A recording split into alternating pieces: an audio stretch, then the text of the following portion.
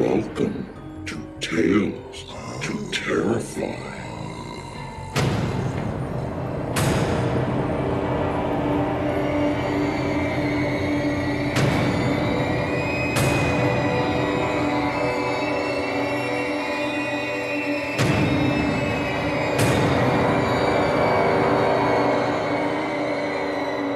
Good evening, children of the night. Welcome again to the Nook. It's that time of week once again for Tales to Terrify. I will be your host, Stephen Kilpatrick. Come on in. The first hints of autumn are here, and we will make sure you have some of that fall cider in the weeks to come.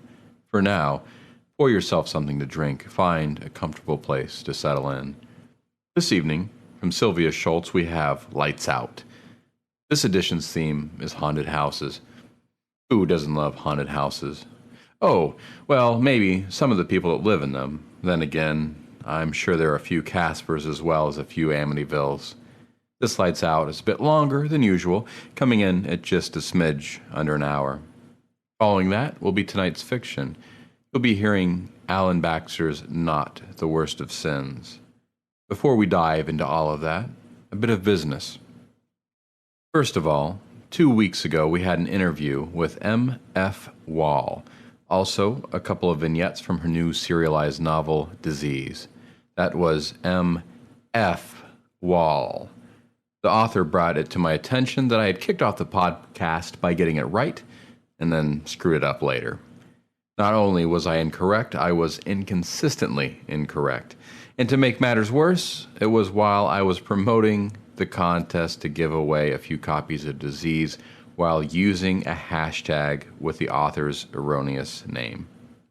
Fortunately, the author counted all of the misspelled hashtags as valid entries. Congratulations to the winners, by the way. Second item of business, Tales to Terrify and all of our neighbors are a labor of love. Although the folks here at the Nook do prefer the lights to be kept low, we still have to pay to keep them on. So, for the next month, I'll be adding in quick requests for a bit of money. Don't worry, I won't go into some sort of guilt trip about how you're getting something for nothing. So how about some money? Or a lengthy list of all of the great stories that we've managed to narrate and get out into your earbuds that wouldn't have been possible without donations. Shoot. I suppose I did just do both of those things. Well, I won't do that anymore. So, how do you get money to us, you ask? On talestoterrify.com, in the upper right-hand corner are links to either a one-time donation or, better still, a monthly subscriber. The links go to PayPal, and the denomination is in English sterling, but PayPal handles all of the conversion rates for our listeners in the US of A, or Ireland, or New Zealand, hello, John Key, or anywhere else that horrific stories are told in English are understood. Third, we're looking for an editor. Just as last week, I'll have a summary of what the editor does, and if you're interested in the position or have additional questions, just send us an email at talestoterrify@gmail.com. Now, that's all out of the way. Here is Sylvia Schultz with Lights Out. Hello, and welcome to this episode of Lights Out. I'm your host, Sylvia Schultz. I did not grow up in a haunted house. As much as I adored true ghost stories when I was a little kid, I don't think my nerves could have stood it. I'm really kind of a big chicken at heart. Besides, I am about as sensitive as a brick. Someone could be following me around carrying their own severed head, and I'd be oblivious. But other folks aren't so lucky. There are people who live with the weird on a day-to-day basis, people who share their homes with the unknown. Some of these people were kind enough to tell me their stories. I'm going to let them do most of the talking for this show. Carl Jones teaches a class at Lincoln Land Community College on the paranormal called Ghosts, Hauntings, and the Unexplained. One semester, Carrie Rudis was one of his students. During one meeting of Prairieland Paranormal Consortium, Carrie and her son Joey shared their experiences. Their story ended up being aired on American Hauntings on A&E. We moved into our house 18 years ago. He wasn't even born yet. He's my baby. We had a 4-year-old and a 1-year-old child. And the house had been in my family for many years, probably since the 50s. My dad and his 6 siblings were raised there. And we bought the house from my uncle. And we were all excited. It was a big 5-bedroom house, you know, all this room. And I told my 4-year-old son where his room would be upstairs. And he went up there all excited, and he comes back down, and he said, "I'm not sleeping up there." And I said, "Why not?" He said, "Well, there's a ghost up there." And I thought, yeah, right, you know, he's 4. So anyway, I didn't, you know, pay too much attention to that, but it wasn't long and things started happening. And if I recall, the first thing that happened was one of the first nights we stayed there. We woke up and the front door was wide open and the coffee pot was on. And it's like, that's weird. And our doors, we always locked our doors, and it had deadbolt locks. So there's no way the kids could have reached it, you know. And it just progressed from there. We would hear footsteps. We would hear voices. We would see shadows. We would hear a woman crying. We would hear a woman singing sometimes. And I worked midnights a lot back then. And there were many mornings I would come home and my husband had been up all night because he thought somebody was in our house, that somebody had broke in, you know, and there was nobody there. So the kids would not sleep upstairs while they were young. They slept in the spare bedroom downstairs next to us. But there really wasn't anything threatening. It was just activity. So, you know, we could deal with it. They were pretty young. Well, obviously, he was born while we lived there. And they would see things, too.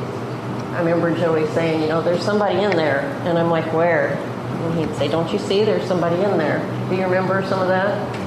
Not really? Some of it. Do you remember waking up and seeing the little girl crying in your room? Yeah. So, you know, there was a lot of that went on.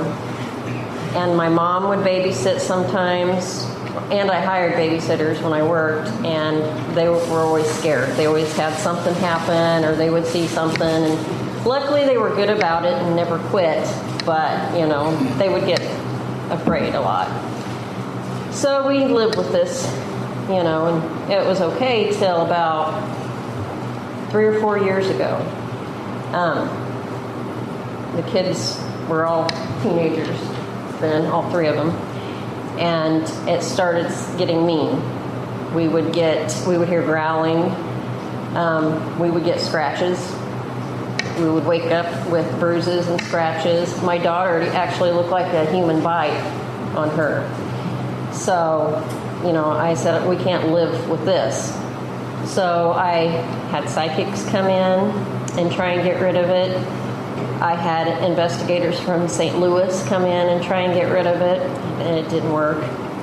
So finally, I happened to stumble upon a website online.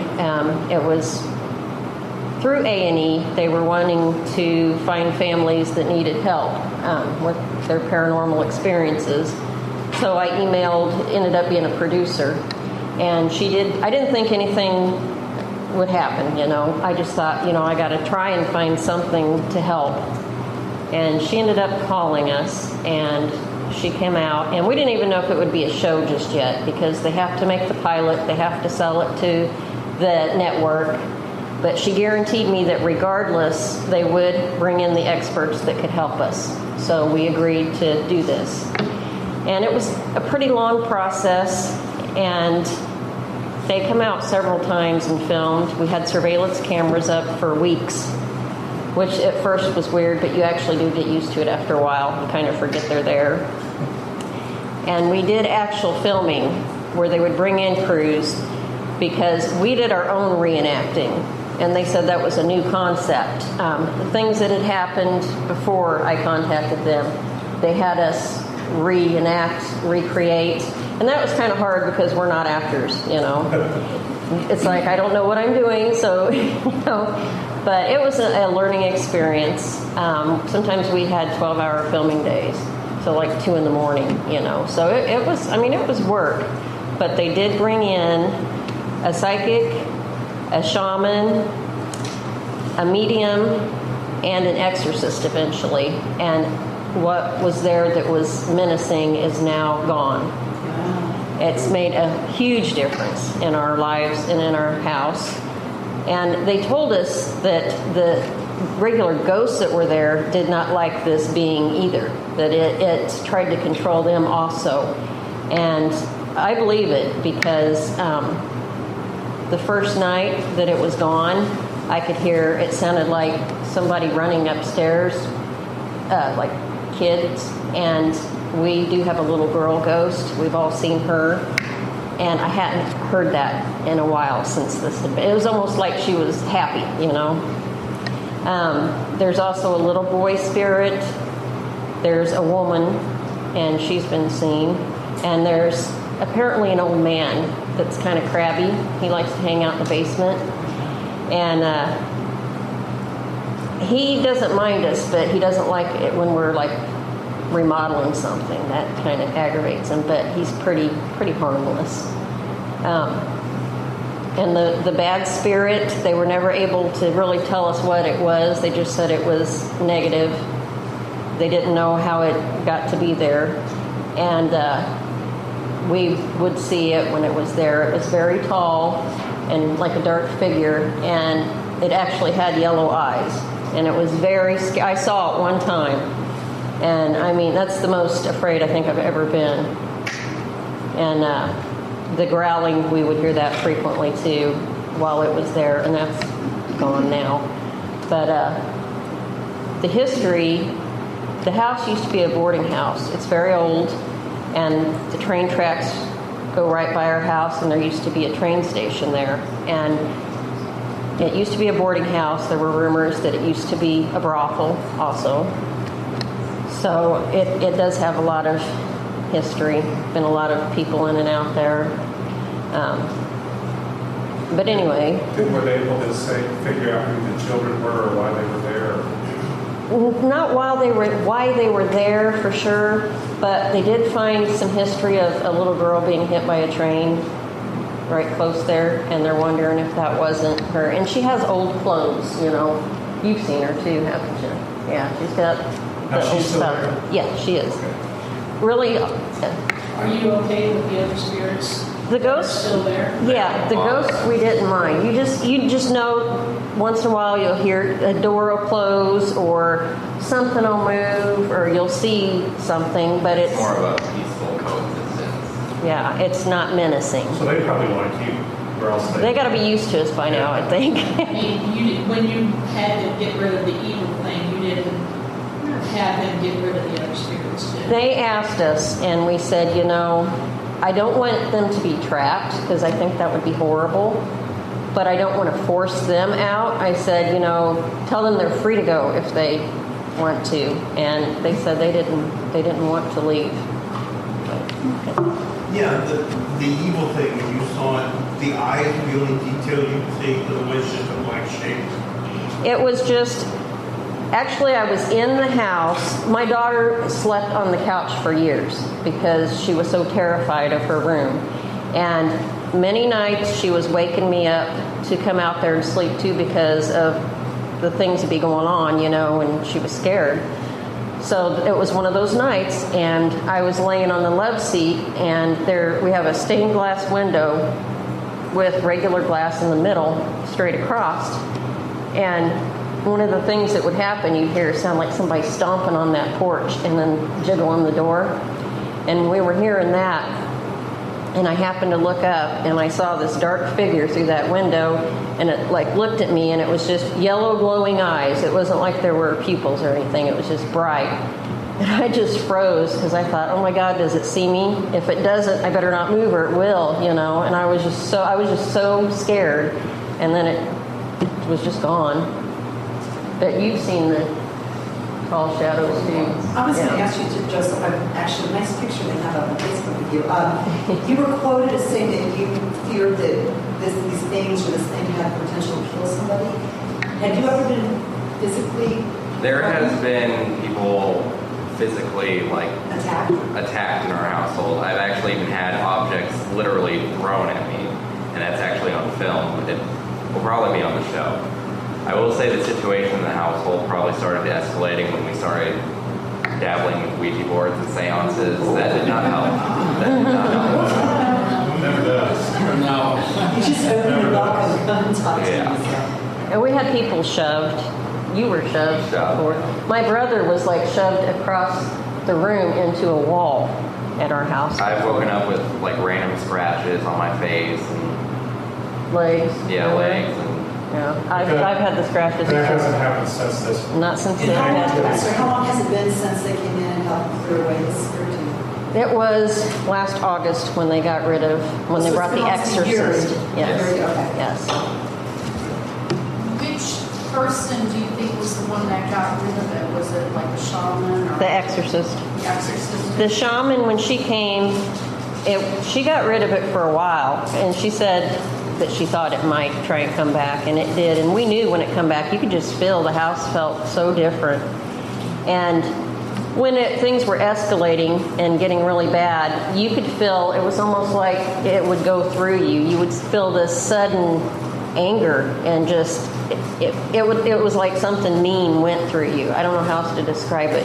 And it's like, luckily it only lasted a second, because it was nothing like I had ever felt. And I think we all experienced it at some point. It was really strange. And it would mimic us too. It got where it would do that. Like the kids would see me walk outside and it wasn't me, you know. And Joey had one night where it was trying to get in his room, and it was trying to sound like me. It was saying, "Joey, open the door," and he knew it wasn't me. Yeah. So it got to be very, very scary.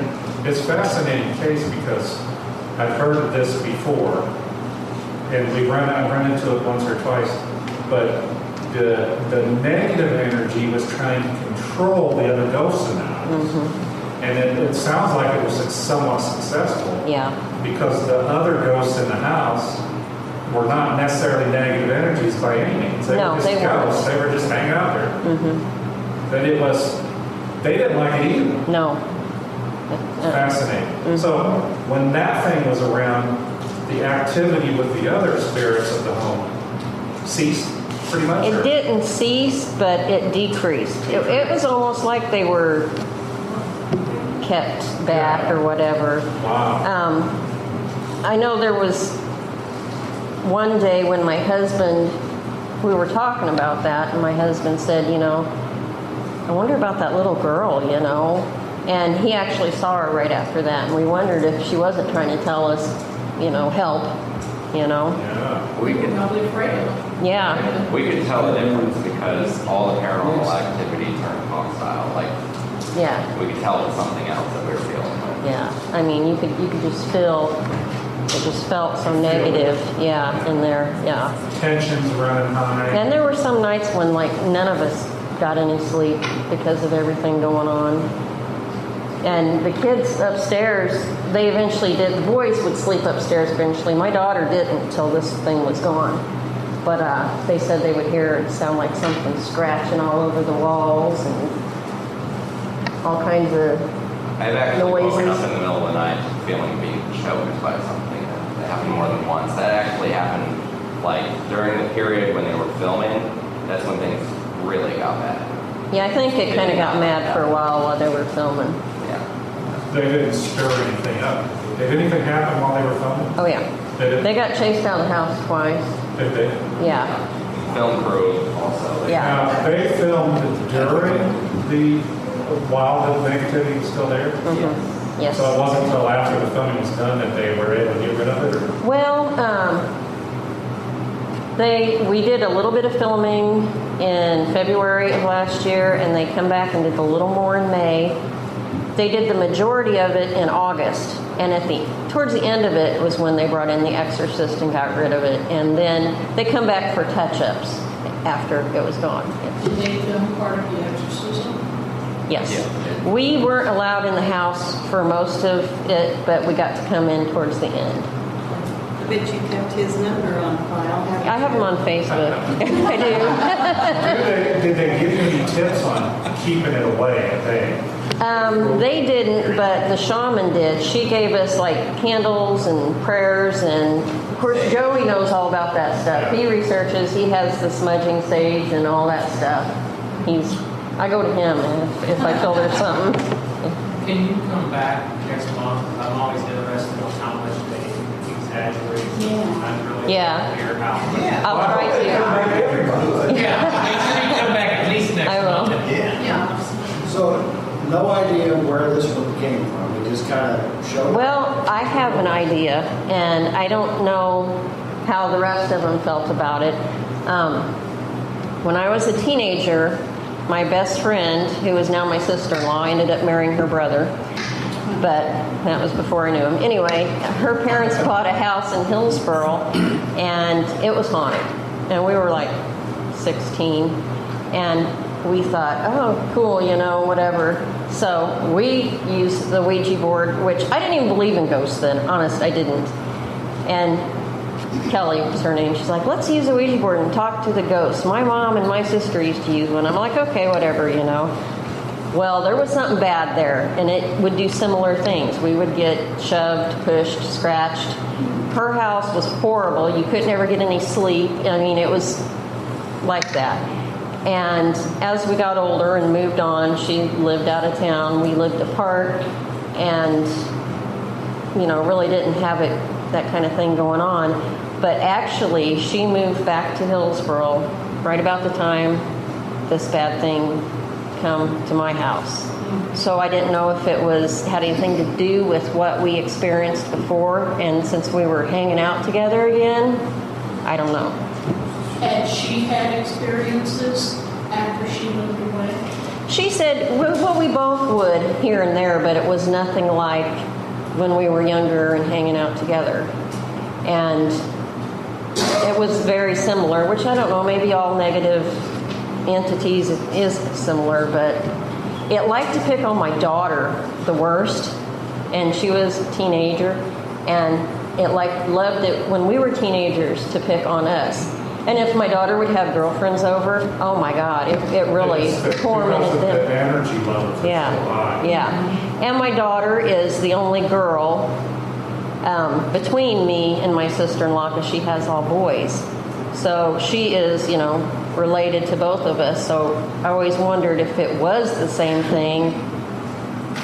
It may explain why it would target her. Like I said, us using the Ouija board certainly Didn't did not help. Yeah, that's right. But it actually was there before you guys did that. Yeah. So. And I take it you got rid of the Ouija board? Yes. Yes. Yes. But the filming, I haven't seen the show. I will not see it. I'm going to watch it with everybody else. We don't get to see it ahead of time, although they said they'll send us a DVD afterwards. So I'm curious to see what they did with everything. I know they dramatize and creative editing. Exactly.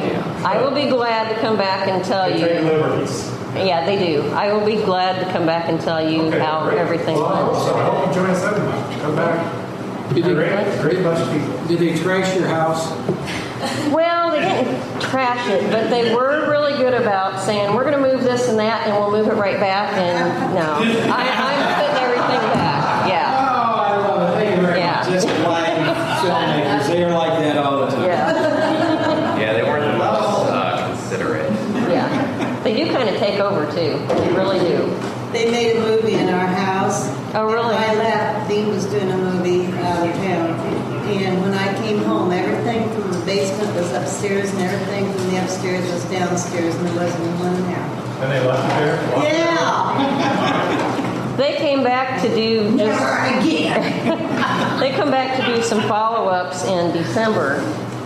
And I had all my Christmas stuff up. They're like, well, you got to take that down. I'm like, what? Do you know how long that took me to put that up? But, they didn't want it was supposed to look like before. Yeah. Luckily, they let us keep the tree up and they filmed around the tree. So I have a huge tree. I'm like, there's no way, Yeah. But we got to, be outside in 100 degrees with hoodies on, and I got to be outside in a halter top in December filming, for continuity. Yeah. So, yeah, it was fun. Fascinating. I can't wait to see it. Me too. I had the chance to talk with David Pickle, who shared with me his experiences living in a haunted house in Canton. Cool.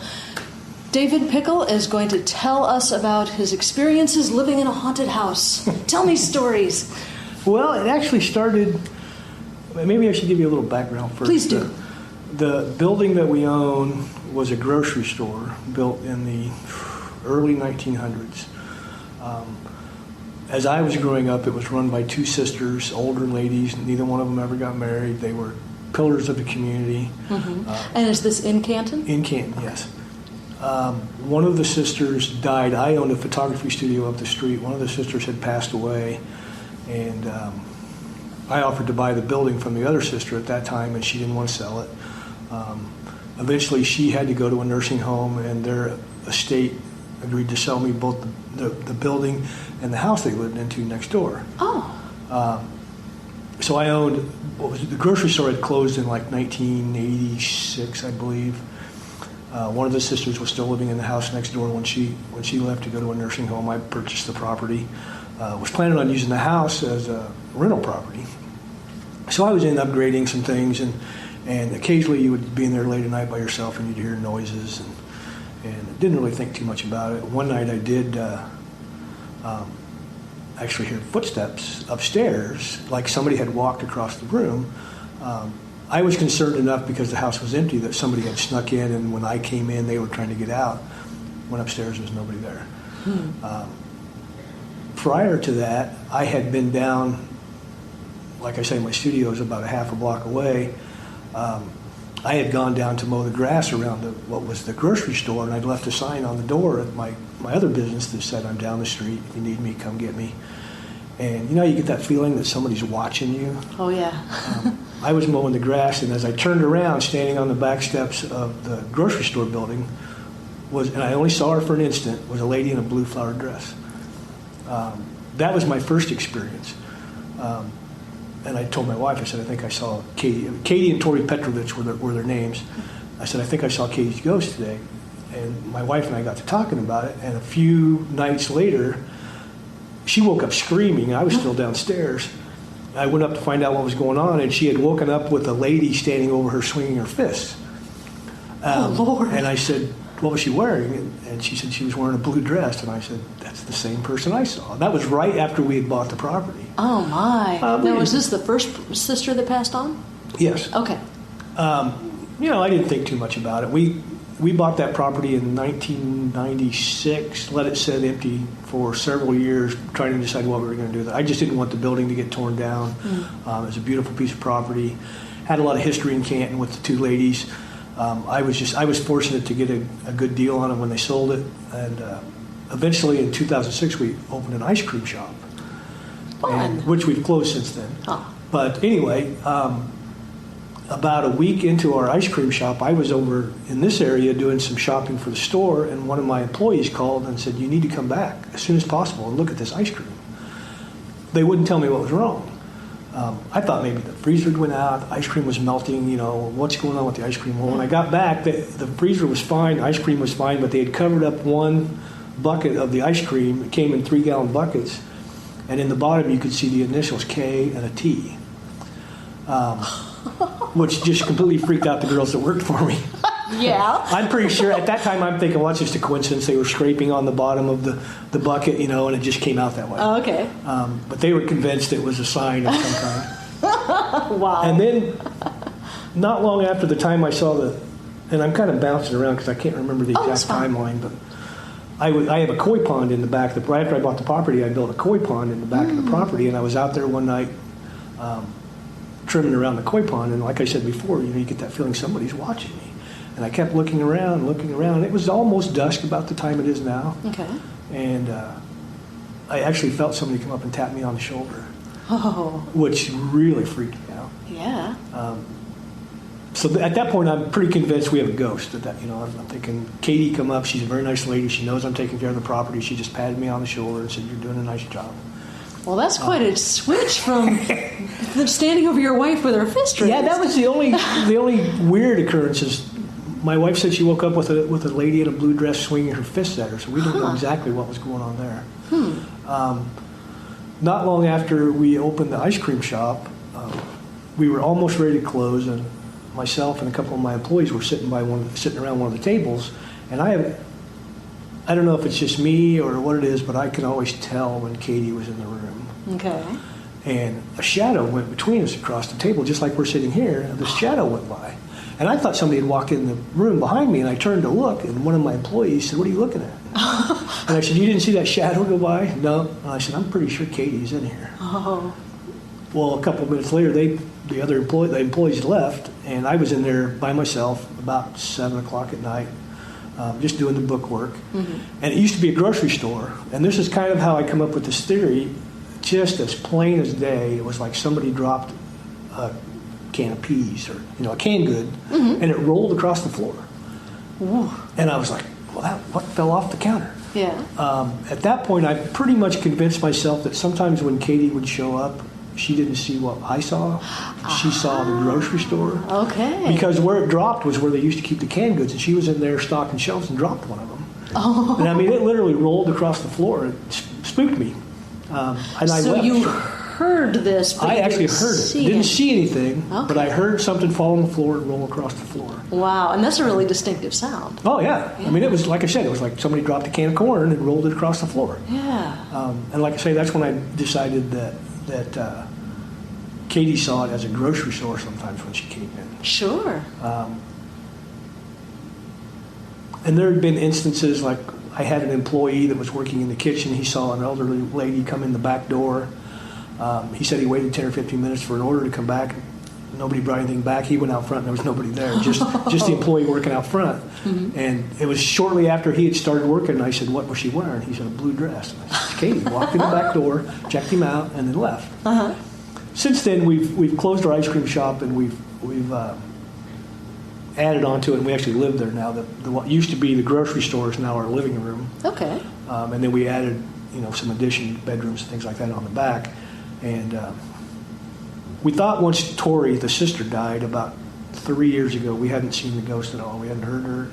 And, I pretty much figured Katie was waiting around waiting for her sister, and now they're both gone, and we don't hear from her. But since we've moved into the house, I've seen faces in the doorway. There's a small entryway between the screen door and the main door. It's about 4 feet maybe. Mm-hmm.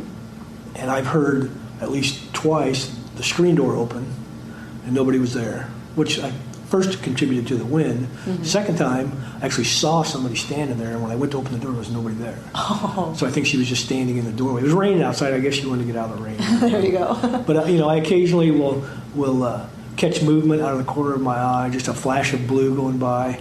My wife and my daughter have both heard dishes rattling in the kitchen when nobody's in there.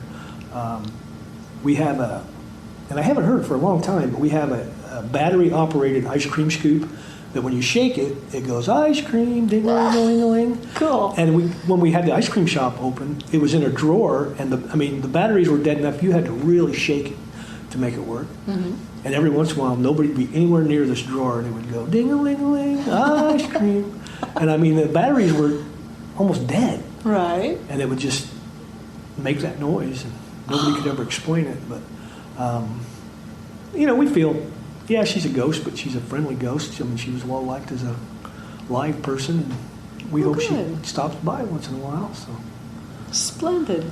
It's a little freaky sometimes, but quite a bit. My wife and my daughter, who still lives with us, don't see it much, but I'll be sitting in the living room by myself a lot of times, and I'll just catch that something went by, just a glimpse of somebody wandered by just for a second, and I'll turn and look, and there's nobody there.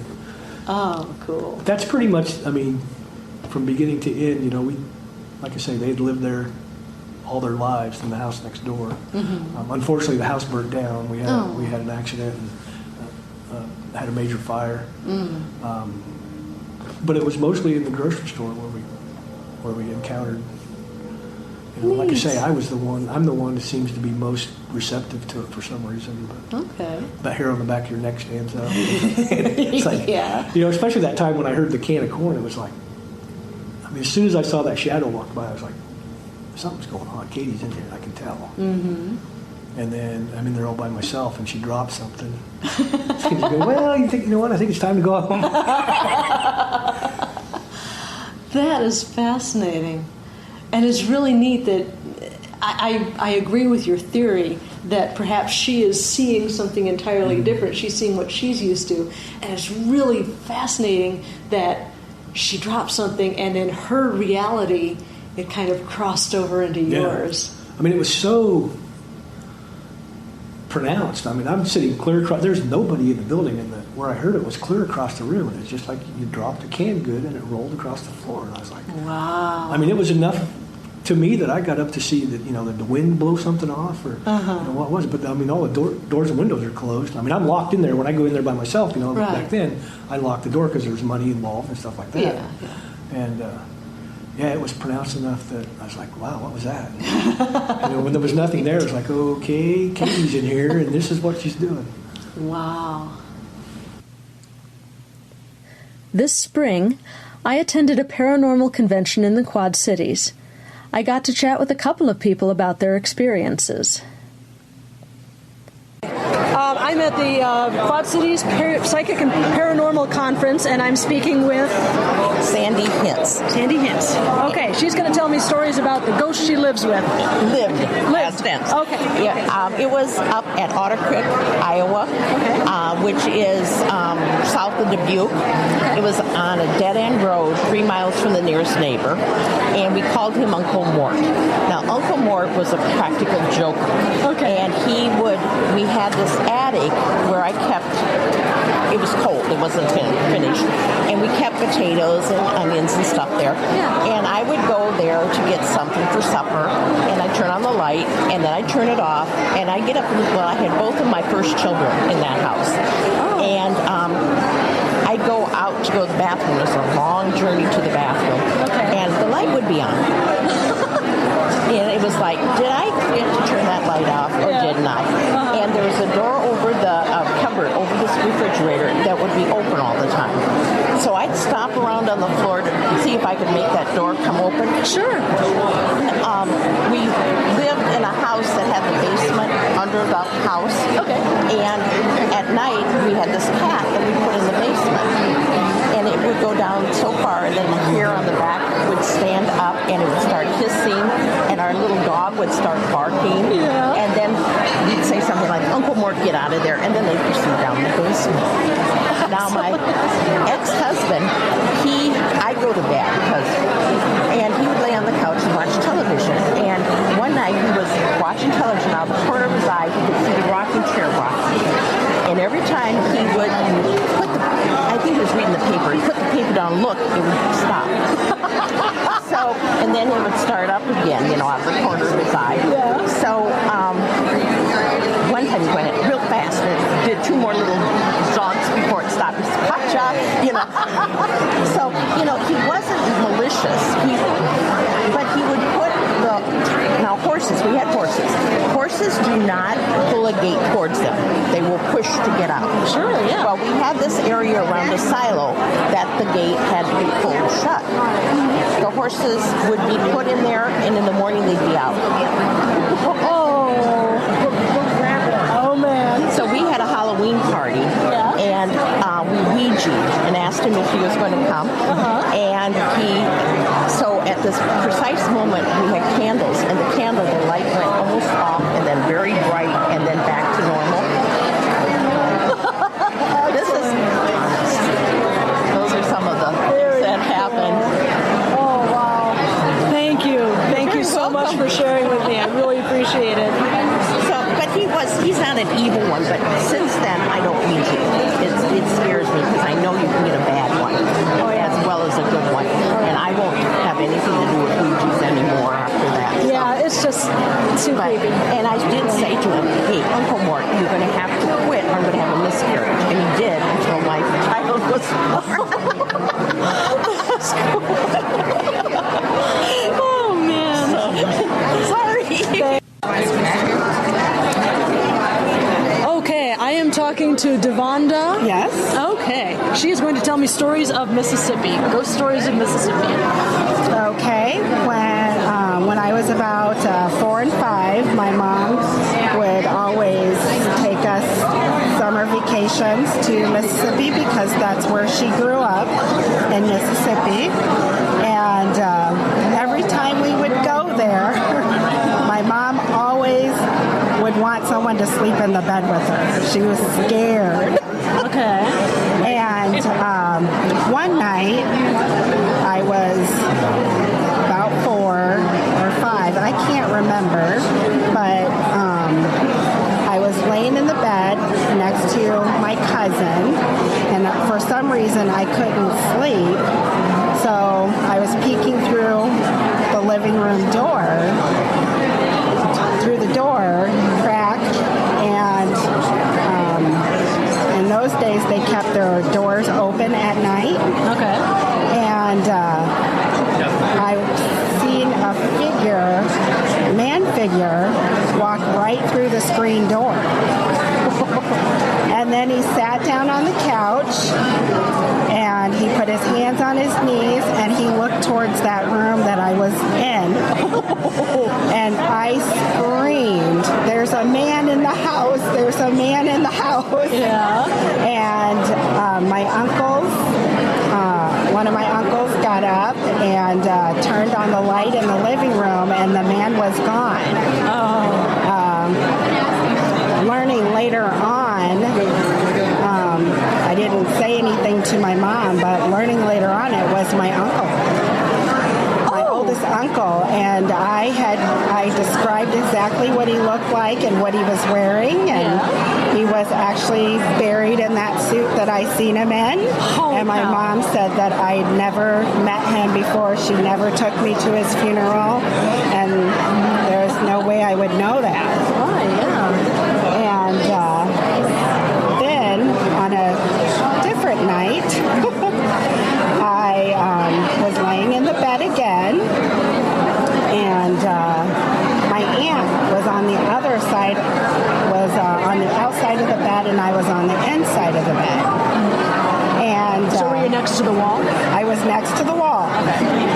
And I woke up to me rolling over the top of her and landing on the floor like a pen. Nobody heard me fall to the floor. And it was really, really dark. And I wanted to scream, but I couldn't say anything. And there was, my grandma had this rope that hung from the light that we could yank on. It hung all the way down to the floor. And I knew that was there while I was feeling for it and couldn't find it.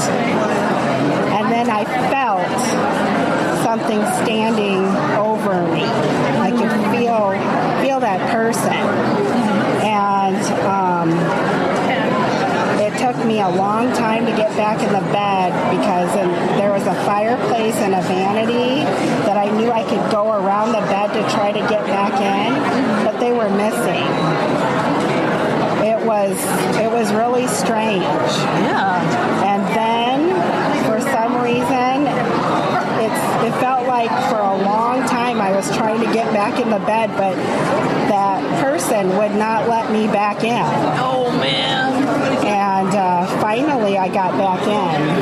But later on, my mom told me that it was probably my uncle that had passed away. Why would?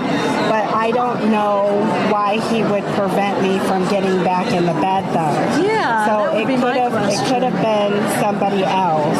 Yeah. Or maybe there was like a spider in the bed, and he didn't want you crawling into the bed with a spider.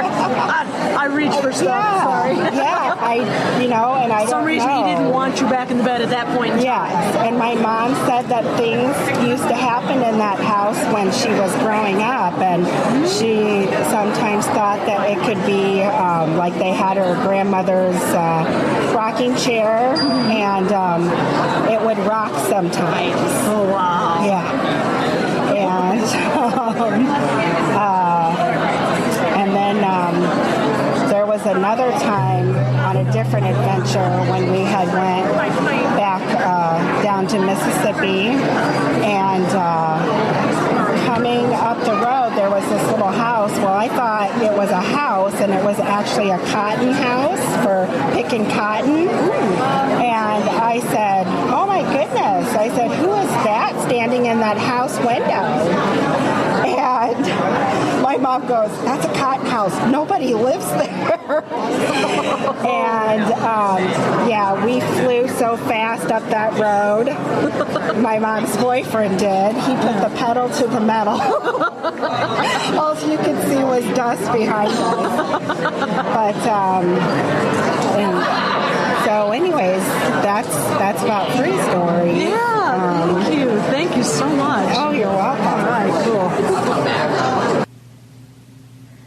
That evening, I sat with my friends Val and Spewy at an outdoor cafe, and Val told me stories of her childhood experiences. My parents bought the land that they built their house on. Mm-hmm. And it was a new house built on top of an old house. And what we found out was they didn't do everything that they were supposed to do when they removed the old house. So the boiler is still down there, and they didn't remove the old foundation. They didn't do all of that. And I don't know much about the house that was there. I know my mother babysat over there, and she didn't always like it. And it was kind of run with rodents, and that freaked her out. And yeah. But so we grew up in this new house that was haunted. Whether it was the land or the location, whatever it was, there was my sister definitely knew it. I knew it. My dad was aware of it. There was always a feeling of when you walked up the steps of making sure you looked behind you. And I remember having a pattern, like if I were going downstairs and it was dark and the other the house's lights were off, I would light a light and go down and turn a light on and go back up and have this so that I wasn't in the dark, except for at the very end when I could just run to my room. It was always something that I don't know what my brother's experience was with it, but I know that my sister and I were very aware, and my dad said, you always feel like you need to look behind yourself. Just to make sure. Yeah. Well, it was one particular night. A room that my sister and I had shared. When we were there, we very often put our dolls in the closet, and because we didn't want them watching us. There was that. It was. I don't blame you a bit. Like, did you see their eyes move? Yeah, just put them in the closet. Close the closet. Well, when I left... Mirrors are bad. I am right there with you with the dolls, I'll tell you what. Little automatonophobia came, I think, from that. But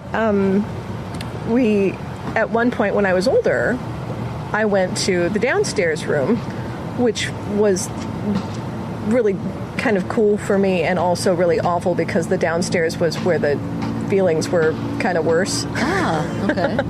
But my sister being upstairs then took to blocking the closet. She didn't want to use it for anything. At night, she would put stuff in front of it. It actually became more frightening for her being alone, and sometimes I would find her, and she would be in my bed. Aww. And so she would brave the worst part of the house to get out of her room. Oh, man. She older than you? She younger by almost 2 years. there was one night that in her room, and she was kind of awake and had done her usual thing and piled stuff in front of the closet, that she heard a knocking from inside the closet, kind of a banging, and more than a knocking, just sort of bang, bang, bang. And so she did what you do when you're a kid, and she freaked out, and she got up, and she ran into my parents' room, which was right next door, and my father got up, and that was kind of his department. Yeah. And he was trying to soothe her and calm her down, and oh, honey, you're having a dream. There's nothing there. Everything's okay, and just kind of calming her down. She's, no, Dad, it was really there. It was really there. No, it's probably, you probably woke up from a dream, and it was just really real for you. And as he was soothing her and trying to quiet her, he heard the bang, bang, bang. Which gave him pause.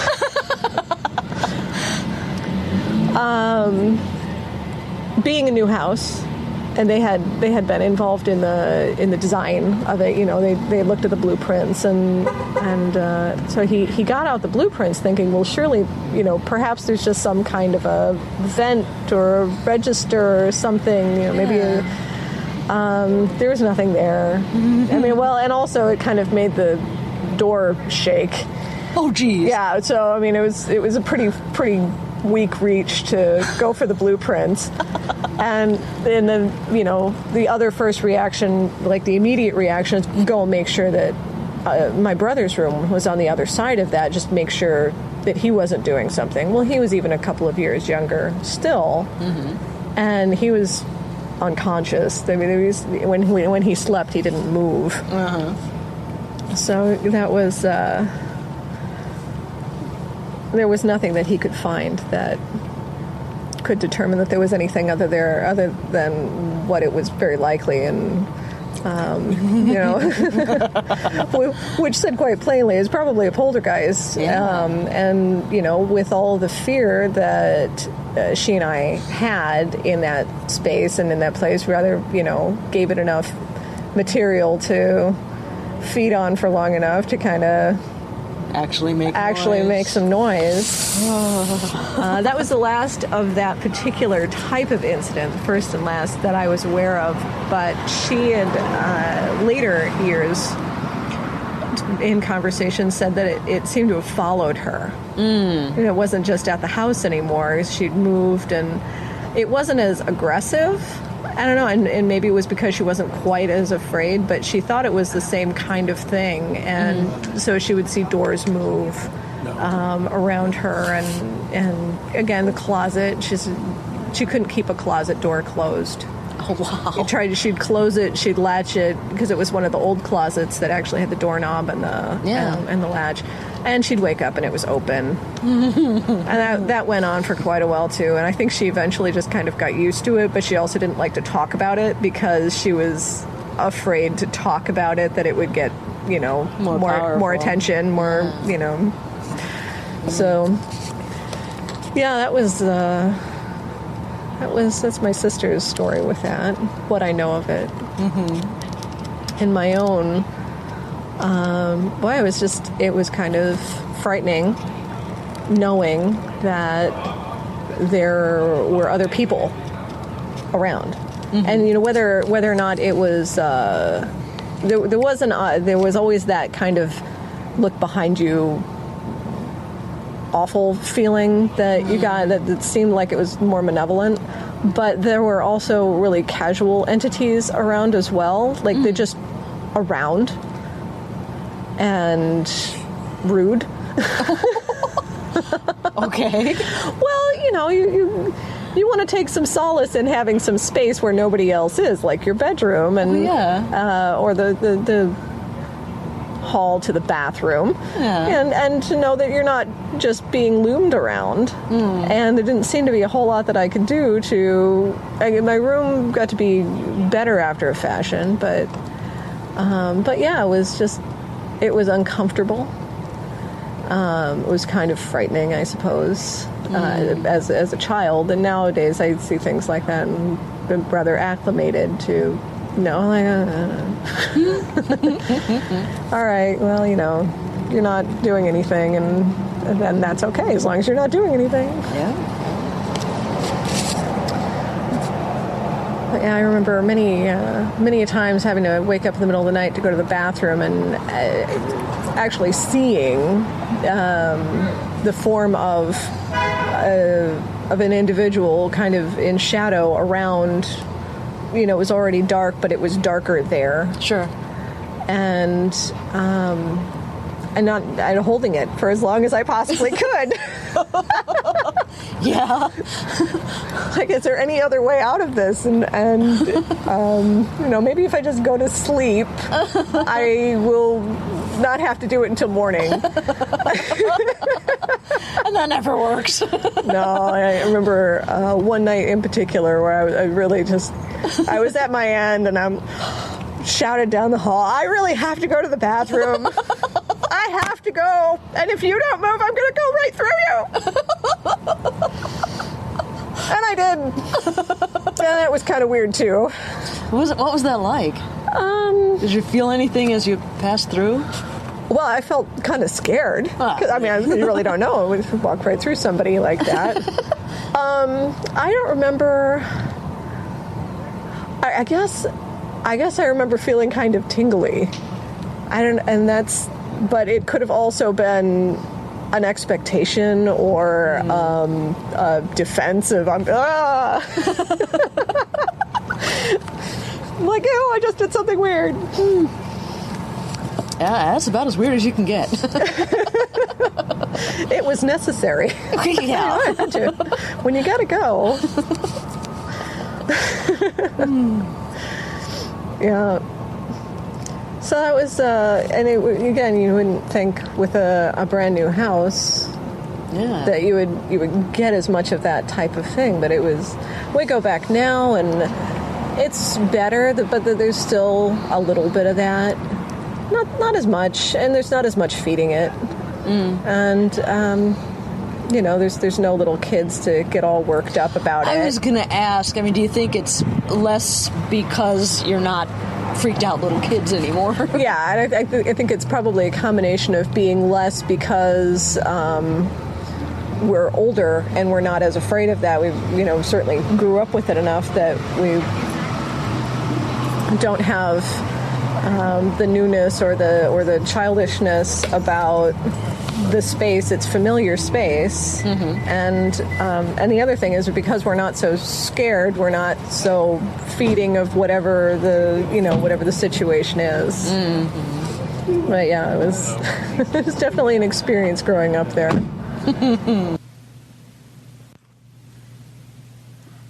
I hope you've enjoyed this peek into a few haunted houses. Please join me next time when we go camping in the wilds of Missouri and watch zombie movies. Until then, keep an eye out for specters, spirits, and spooks whenever you go. Lights out. Thank you, Sylvia Schultz. This evening's fiction will be Not the Worst of Sins by Alan Baxter. Tales to Terrify actually has several of his stories narrated and ready to go. So when I asked him, which of these stories would you like for us to put out the gate first, he answered, Not the Worst of Sins, which was the one I was hoping he wouldn't say. Why? Because I had narrated it before taking on hosting duties. It does seem sort of vain to be the host of the show and pick my own stories to air.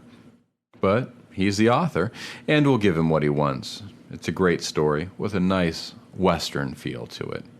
Alan Baxter is a British-Australian author who writes dark, fantasy, horror, and sci-fi, rides a motorcycle, and loves his dog.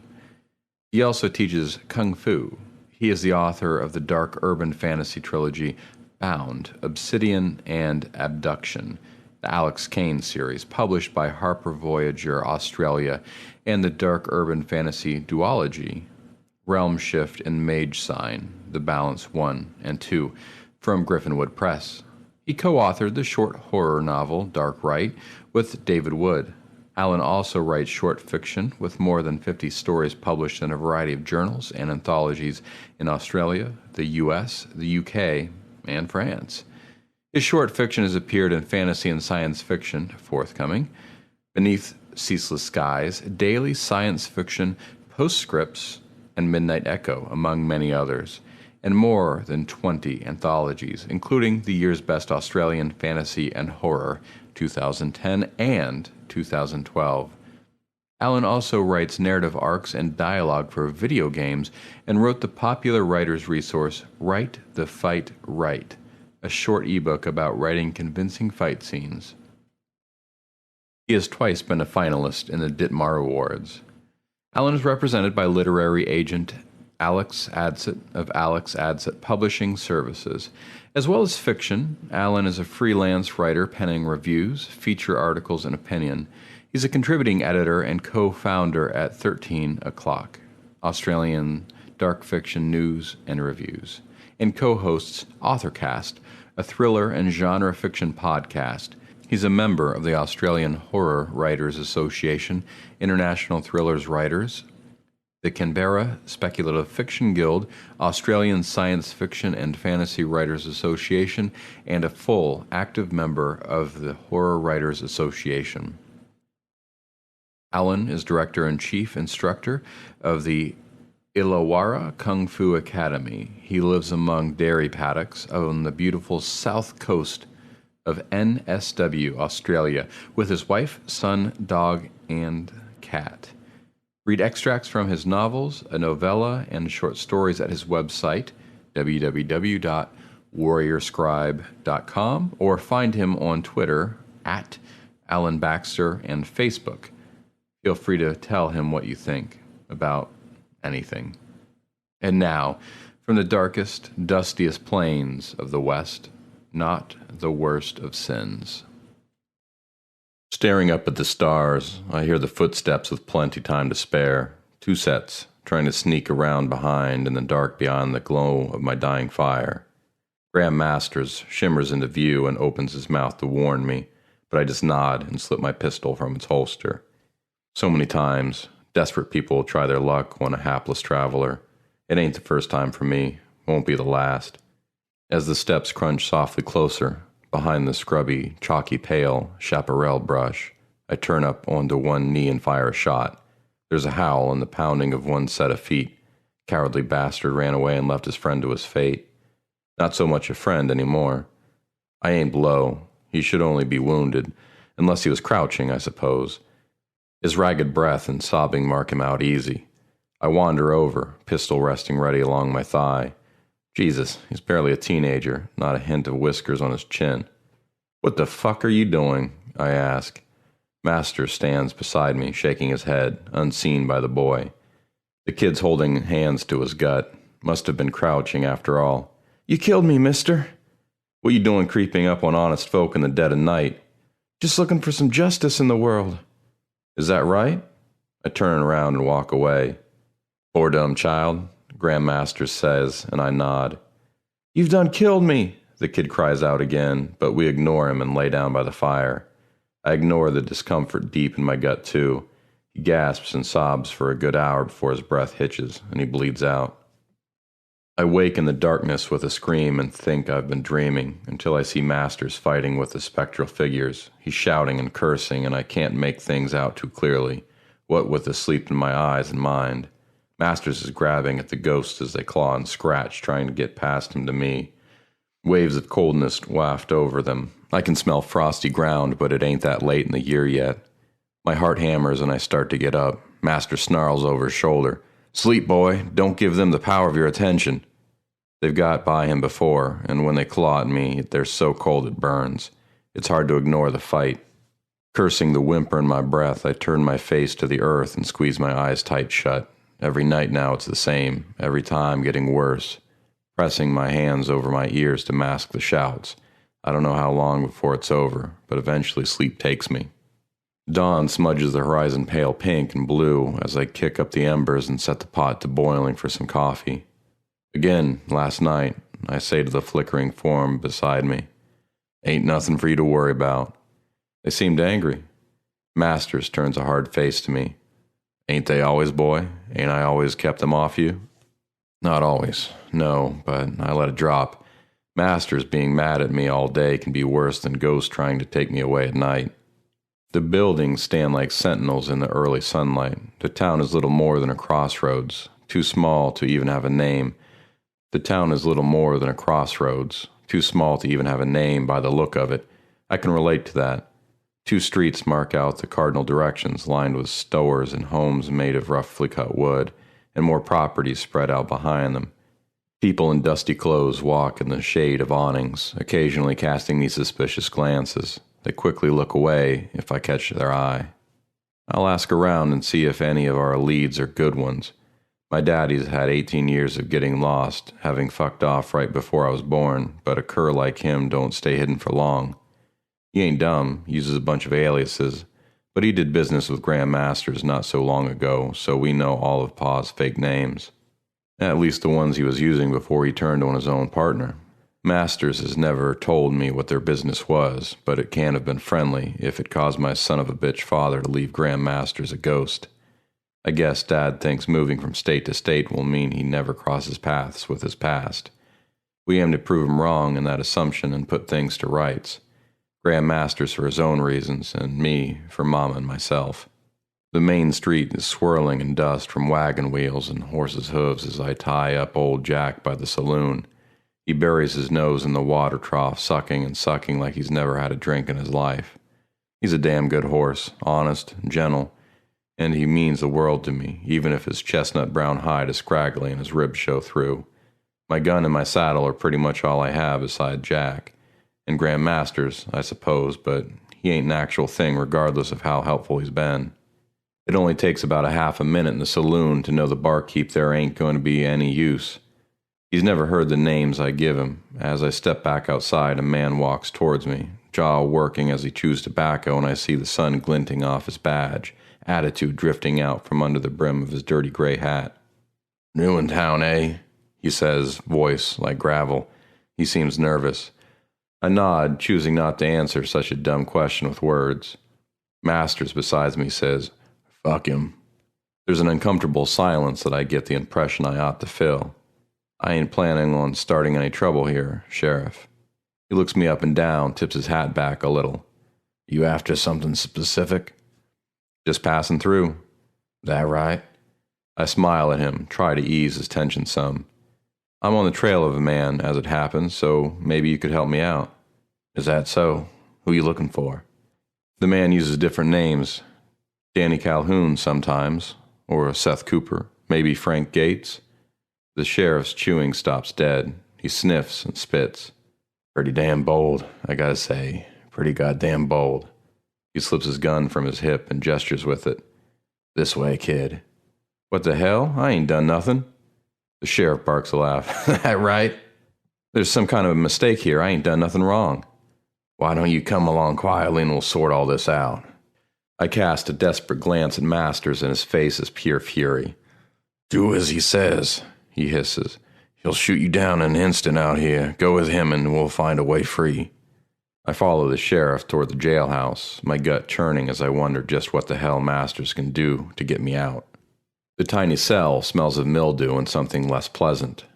It's dim inside, with sacking over the one small barred window high in the wall blocking out the fresh air and sunlight. The shackles hang heavy against my wrists, a length of chain swinging between them. I keep hearing talk of a gallows and how they finally got someone they've been after, and I can't believe they think that's me. Masters keeps assuring me he'll sort it out, and I have to trust him. I never had anyone to trust before, and I don't think I'll ever get used to it. But I'm doubting him more by the second. The cell door is heavy and new-looking. A priest comes walking along beside the sheriff, grinning like a fox. His hair is lank and streaked gray, hanging in rat tails over his ears and brow. "I suggest you have a chat with this man," the sheriff says to me. He pulls out a bunch of keys and opens my cell door. The priest steps in, still grinning. His cheeks sallow flaps over his sagging mouth of broken yellow teeth. What the hell is he so damn happy about? "I don't need no priest," I say. The sheriff ignores me. "You gonna be okay with him, Father?" "Oh yes, don't worry about me." "I'd much rather keep the cell locked than you outside it." The preacher shakes his head, still smiling. "We'll be fine." The sheriff nods. I won't lock you in with him, but that door there will stay bolted. He points down the hall to the heavy wooden door between the cells and the front office, the only way out. You knock on that door when you need to come out. He hands the holy man a 6-shooter. If he tries to follow you, even puts one toe out of that cell, don't say anything. Just shoot him dead. The priest looks like he's going to protest, but the expression on the sheriff's face brooks no argument.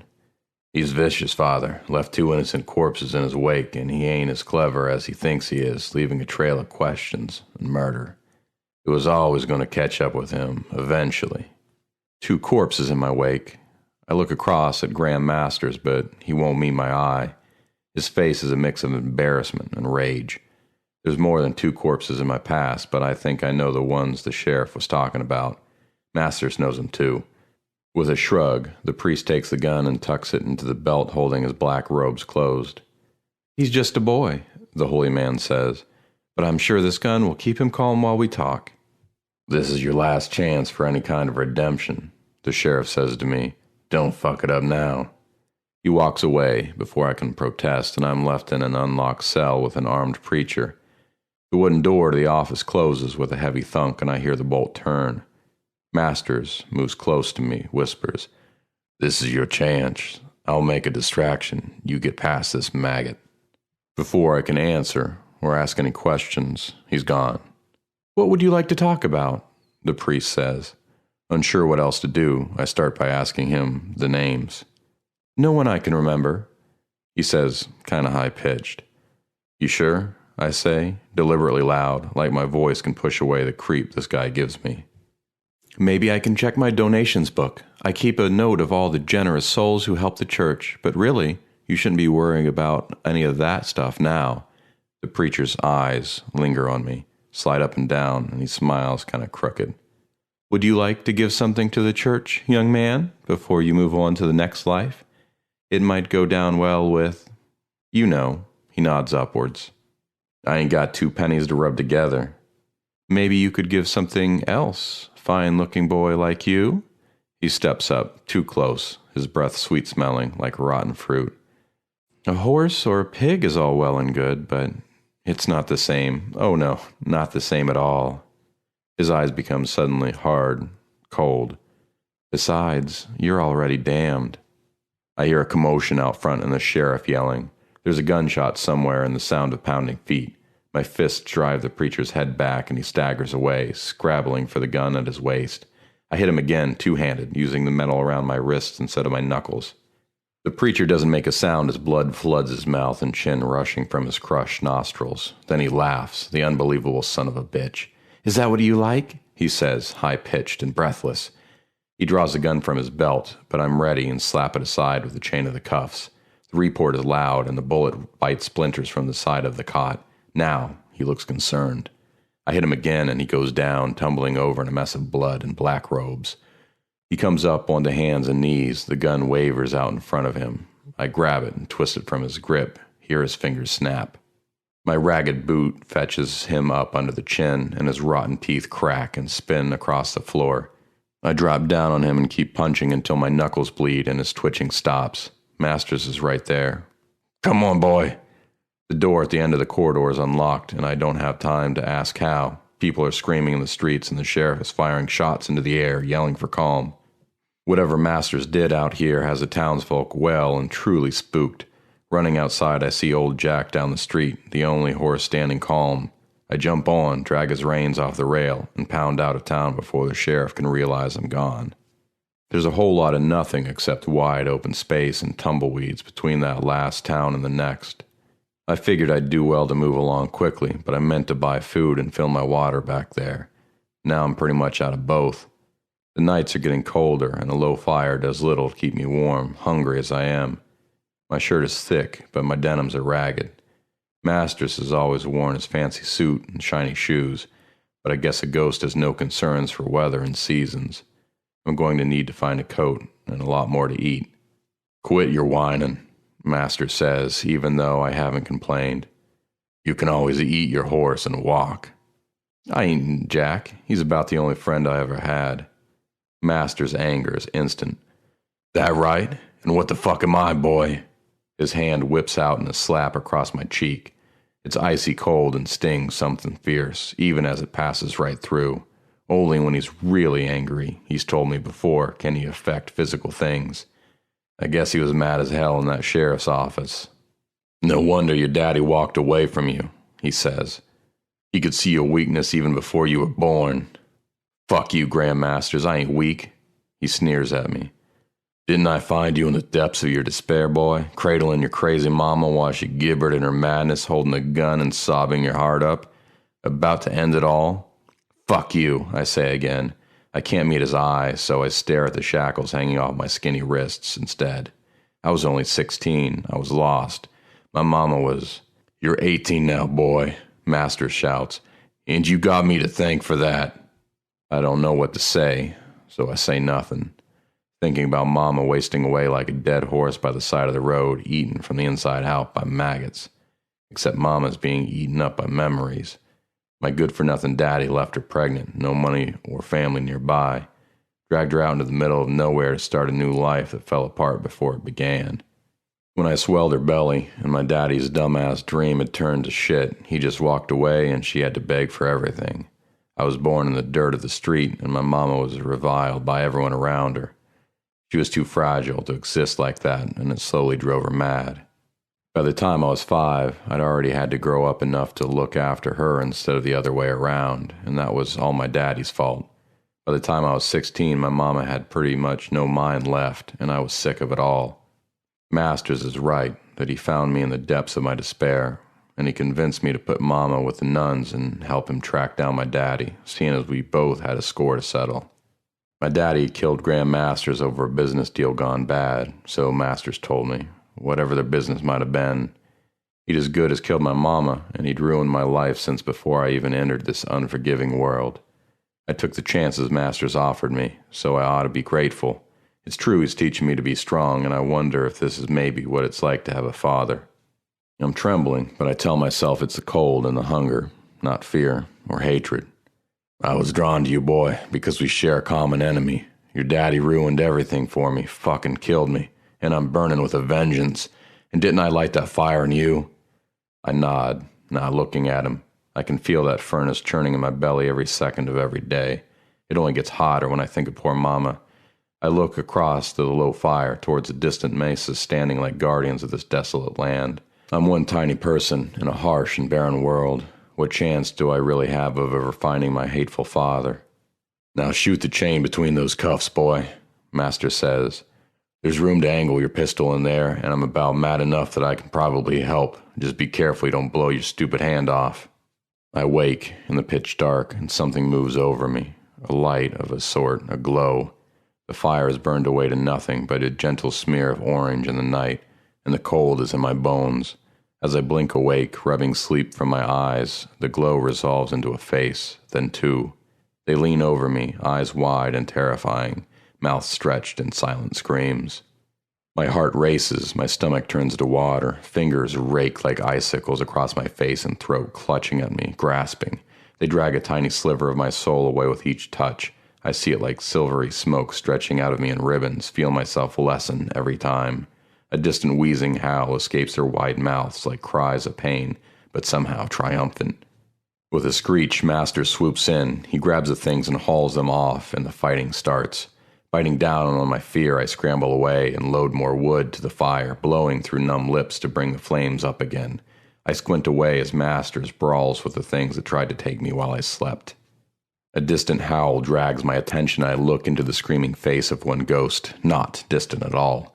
Masters is grappling with the other, throwing panicked looks at me over his shoulder. "Don't you let it in, boy," he screams.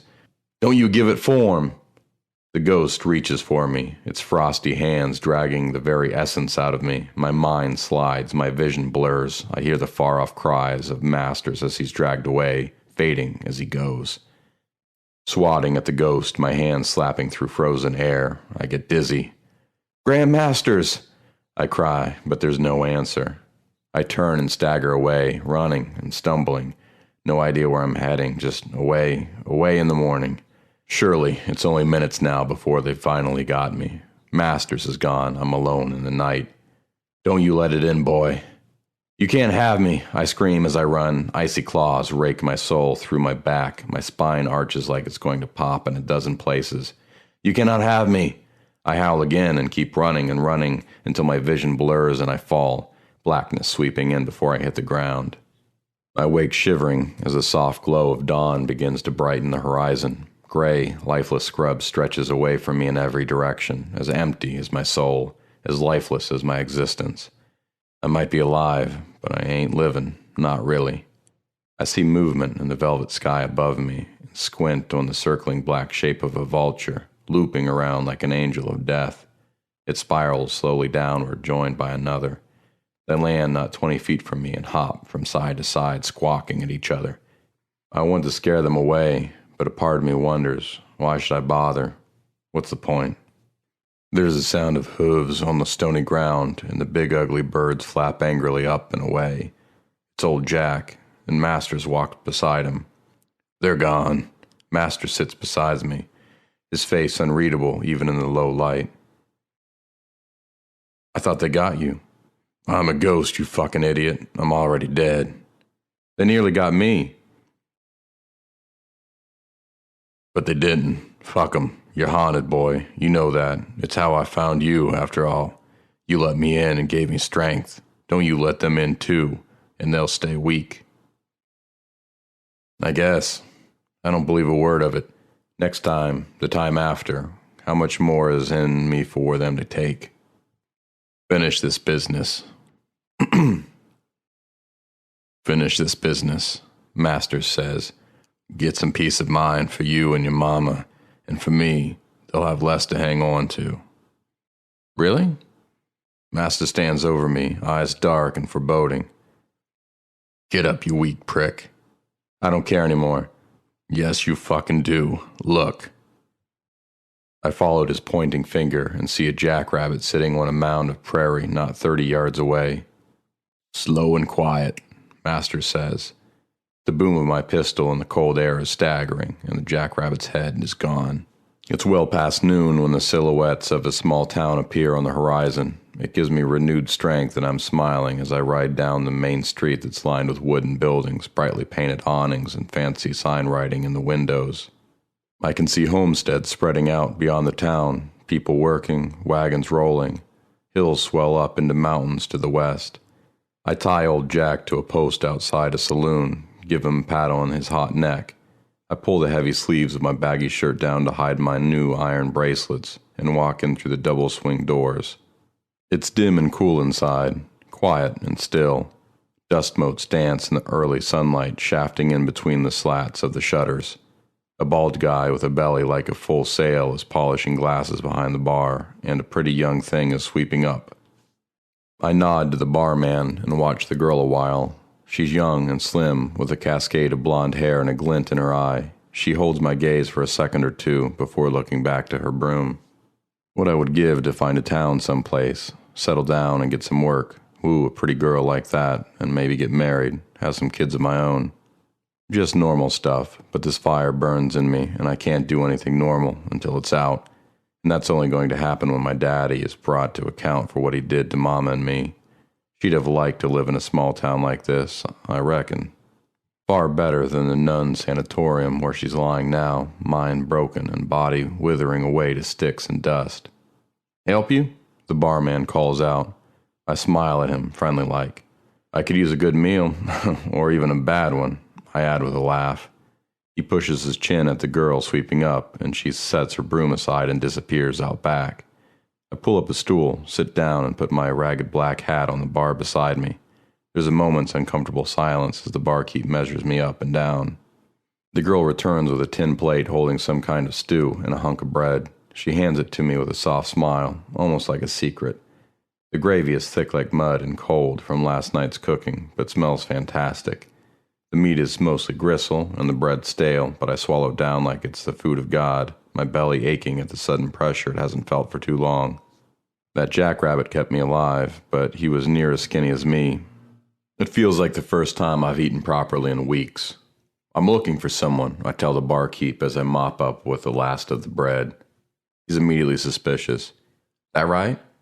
Give me a whiskey, just the cheap stuff.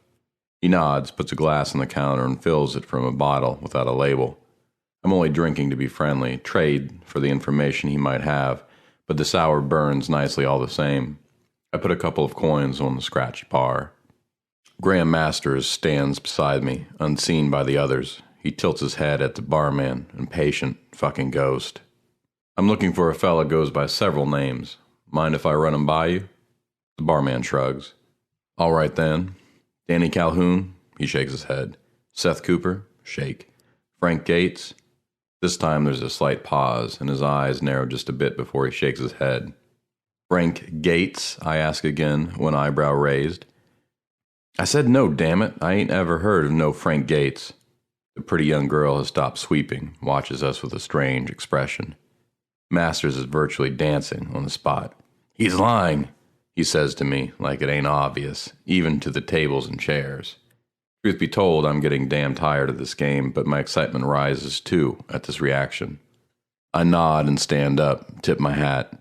Much obliged, sir. Guess I'll move along and keep looking. The barman seems relieved and smiles at me. Good luck finding him. I turn to leave and walk slowly to the door, giving the barman plenty of time to pluck up the courage to ask the question that must be burning his lips to get out. Say, stranger. There it is. I turn back. Yeah. Why you looking for this fella anyway? You mean him harm? I laugh. Shit, no, we have history. We go way back. I'm just looking up an old friend. His brow creases, eyes narrowed again. He doesn't know what to make of that. I'm too young to be a pal of somebody my daddy's age. Eventually he shrugs once more. Well, like I said, good luck. Thanks. The sun is beating down outside, making me squint. Back door or front? I ask Masters, almost invisible in the brightness. Surely the back, he says, vengeance clear in his tone. He's at least as hungry for that now as he was for money in his life, I reckon. That's what I thought. We stroll casually around the saloon, keeping to the shadows near the building walls, and peek around behind. Sure enough, the fat barkeep comes hurrying out, rolling up his apron and dropping it by the door as he waddles behind the other shops and slips away between them. I'm sure we're close. I'm so near the quarry I think I can almost smell the bastard. Don't lose him, Masters barks. I trot back around the front and turn the corner. It's easy to see the fat barman hurrying up the street. There's not that many people, yet in a frontier town like this, but you can see the potential of the place. It's only going to get bigger, like so many other we've seen. Masters says San Francisco is a city that takes hours to walk across, with huge buildings of rock and brick. I can't imagine a place like that. The barman shouts and waves, and a young boy runs across the street to him. There's some frantic chatter, and something changes hands, probably a coin, and the boy takes off north, out of town, like a rabbit running from a gunshot. Old Jack trots along happily, and I can see the young boy up ahead. There's a property on the hill, just a small farmhouse, and I think that's where he's headed until he jumps bareback onto a horse out front and takes off again. He gallops north, and I keep old Jack in check, tailing him at a distance. There's no point in giving myself away now, I'm this close. The kid rides hard for a good hour, grubby white shirt billowing in the wind of his gallop as his bare feet swing at the horse's flanks. He heads into the hills and down a ravine with a river running along it. Masters is getting more agitated all the time, popping up and shouting at me about losing the kid. But it's hard to keep up and not give myself away when there's fuck all but the two of us out here. Sure enough, before we're a half mile into the narrow valley, I've lost all sight of the boy and his horse. I sit on old Jack and curse. Masters is furious. You were one useless fucking idiot, he yells. What now? I don't know, I say in a broken voice. It's going to be dark soon and the ghosts are coming back. Masters is getting worse at holding them away, and I can't see the fucking point anymore. Don't you sink into some useless funk, you prissy child, Masters says, his face an inch from mine even though I'm on horseback. You start searching. The ravine doesn't branch out, and it's getting deeper. If the kid came through, it's likely I can carry on and hopefully stumble across wherever he was headed. Follow the river and pray I find something before dark. It's slow going, picking along through the rock and scrub. Often we have to climb a steep bank and keep the river in mind by listening more than watching. We could go right by wherever the kid was headed and not even know it, but I don't tell Masters that. He's irate as hell all the time and only getting madder. I'm tired, hungry, and kind of scared, sagging in the saddle. when something pulls me up. Voices drifting from somewhere. I hold Jack in a clump of trees and let him drink at the river. Once he's safely tied, I have a drink myself. It's at least as cold and fresh as it looks. Going quiet and careful on foot, it's not long before a crackle of fire and the smell of cooking rumbles my stomach. There are men talking, not far away. I can see down into the camp, 6 canvas tents and a big cook fire. Somewhere in here is Frank Gates, a.k.a. Danny Calhoun, and Seth Cooper. I settle down to wait for night. Time to finish this. It's nice to sit by the river until the dusk turns dark. Graham Masters is impatient to get moving, but it's taken this long so it can wait a little longer. Caution is the key here, or I'm liable to blow it and waste everything. Masters has ever been eager to get on with it, and, if I'm honest, he's often been a fairly unreliable companion. He's caused me trouble more than once. But it's night, and I have a job to do. My heart's beating fast at the thought. I could finally be here, at that point in my life where I could make my bastard of a father pay and shuck this burden from my shoulders, tell my mama he's dead and buried, let her find some peace. Then maybe I'll go back to that last town and talk to the pretty girl in the bar. I creep down towards the tents. All prospector camps are like this. I've seen a few before. I hide in the shadows and watch as the men sit around the fire, eating and drinking and laughing, too loud. I wonder if it's to stem the disappointment of turning up nothing, or in celebration of the fact they've struck yellow and know they're going to be rich. Either way, doesn't bother me. I'm going to kill my daddy whether he's rich or poor. Although pulling a few nuggets from the pockets of his corpse wouldn't be such a bad thing. The kid is curled up asleep under a big coat near the fire. There are 4 men, so I need to be careful. I don't want to end up in a fight with them all. I've honed some skills these recent years, but even I can't be sure I'd manage 4 on 1. Masters is clear beside me in the darkness. He squints into the gloom, and a smile splits his face. There he is. He points to one fella, and my chest tightens. You sure? I ask. Masters nods without looking at me. Oh, yeah. Really sure? I ask again, staring hard at him. He turns his glare to me. That's Frank Gates. We watch a while longer. Nothing happens except more eating and drinking, and then the men start heading for their tents, to bed early to get up with the dawn. I keep an eye on Gates, staring hard at the man who seeded me for this world, who ruined my mama's life. He's a rangy bastard, tall and skinny like me, but his hair is dark black where mine is sandy brown. He's got a nose like an eagle's beak, and that ain't nothing like mine either. Nice to know I take after my mama more than this sack of shit. He wears good clothes, though they're dirty from prospecting, and his boots are finer than any I've ever owned. Son of a bitch. I start preparing for what I'm going to say to him, and I brace myself for the possibility that I won't have a chance to say anything. Ending him is the only important part of this. And he starts heading straight for us. I catch my breath, shuffle back against the rocks, and scrub where I'm hiding. No time to move anywhere else. He walks right past me in the shadows, and I see his mean face. Eyes set close together, black stubble making his cheeks dark in the night. He seems in decent shape, but I don't reckon he's close to as strong as I am. He walks between some trees into the gloom, and I can't believe my luck. Creeping like a cat, I follow. Frank Gates, as he's calling himself, grunts and undoes his braces.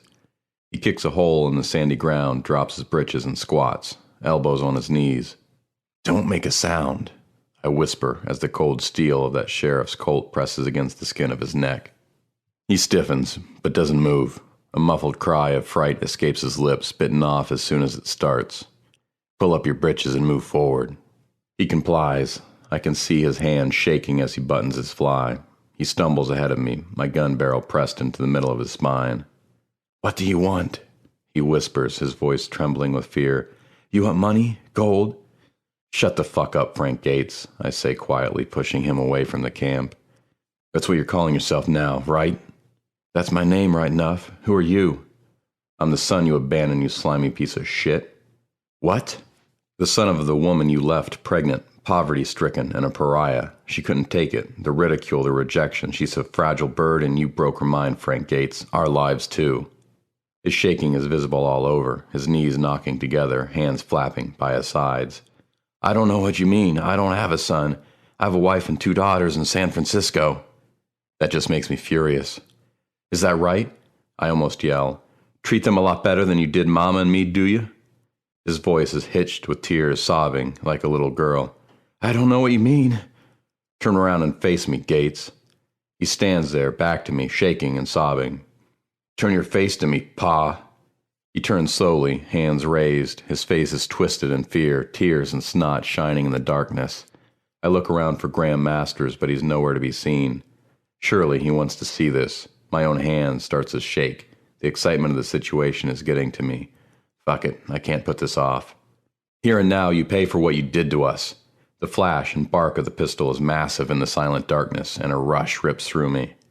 Frank Gates' chest gouts blood as he staggers over backwards, my shot right through his heart. He's dead before he hits the ground, and Masters comes running. Stop, he cries. It ain't him. I can't believe it, not again. I lost you in the trees, Masters says. I tried to catch up, but I couldn't find you. It ain't him. My euphoria drains away like rainwater on sun-parched earth. I'm shaking all over. I killed the wrong man, I yell at Graham Masters. Again! I'm sorry. It's so hard to tell. I'm a ghost. I don't see real things as well as you do. He sounds altogether too relaxed for my liking. You said you were sure, just like you did when we found Danny Calhoun and Seth Cooper. Something like a smile glimmers across Master's face, but it's hard to see in the shadows. I can hear voices shouting and people crashing through the brush. Those gossamer spectral haunts that dog me every night are lurking, reaching, groaning mouths wide in supplication. Are there 3 now? You have to go, Masters says. Confusion fogs my brain. I killed another innocent man. Masters' sudden grin is feral. Part of you likes it. What? He grabs my shirt, dragging icily at my flesh as his hand passes right through me. Come on, don't let them catch you. Is he laughing? I stumble over rough ground, heading back to where old Jack is tethered. My mind reels, my heart hammers. Keep looking, Graham Masters says. It's your turn now. You'll find him next time, I'm sure. There's no sincerity in his tone. I look at the ghost of my mentor in the darkness, and his expression is hard to read. My turn? Next time? He nods as I untie Jack and swing up into the saddle. There's a self-satisfied look about him, like a man who's enjoyed his fill of a good meal. His eyes sparkle, and there are creases at the corners as he grins. It's your time, boy, Master says. Now you get to keep moving, keep looking for your damn pa, free as you like. Vengeance is a selfish business, and you better stay ahead of those nighttime ghouls. You sound like you ain't coming, I say, shivers racking through me. Masters just stands in the night, smiling at me. I can hear the other prospectors crashing closer. I need you to identify him, I say, and curse how scared my voice sounds. Masters leans his head back and laughs. Boy, I have no fucking idea who your daddy is. Never did. His words echo in my mind, and his laughter rings through the valley as I gallop away from the river and into the night. That was Not the Worst of Sins by Alan Baxter, read to you by, well, me. Usually we do a bio for the narrator, but I think I've already had enough time in the limelight for the evening. I'll just put a link to my personal page in the show notes and call that a day. That concludes our show, but before you find your bags and jackets, I wanted to give you the heads up that starting either next week or the week after will be recordings from a tribute to Lawrence Santaro by his friends. Stay tuned for that. Also, don't forget to send a bit of money our way at talestoterrify.com. And that will do it for us. Stay safe, keep cool in these waning days of summer, and come see us again next week. And pleasant dreams.